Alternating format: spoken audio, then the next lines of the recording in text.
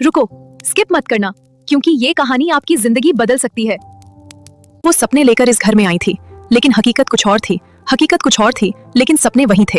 हर दिन उसे ताने मिलते और हर बात पर उसे नीचा दिखाया जाता था, जिससे उसका मन पूरी तरह टूट गया था।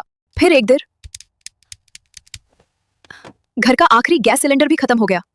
पूरे देश में गैस की कमी हो गई थी। लोग घंटों लाइन में खड़े थे।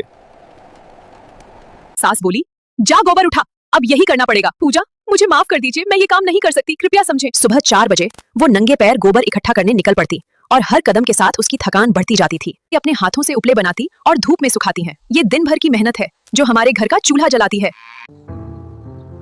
उसकी मेहनत किसी को दिखाई नहीं देती थी। धुएं में उसकी सांस रुकती, आंखें जलती, फिर भी वो सब सहती रही।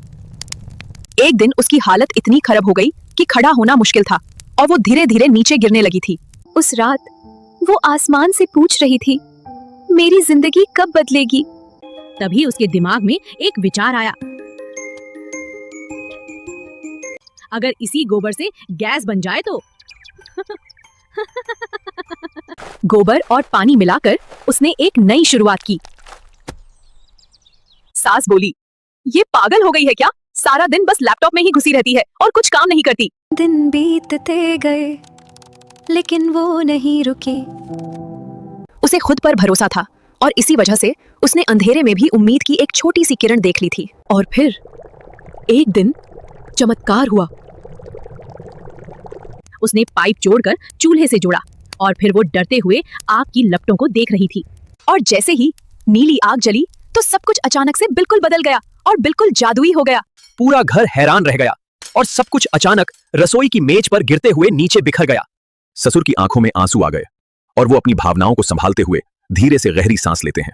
जिसने ताने मारे थे वो आज चुप थी।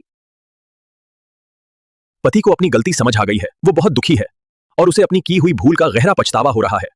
अब सब उसकी इज्जत करने लगे हैं और इस घर में खुशहाली और सम्मान का माहौल फिर से लौट आया है। अब घर में धुआं नहीं, खुशियां थी।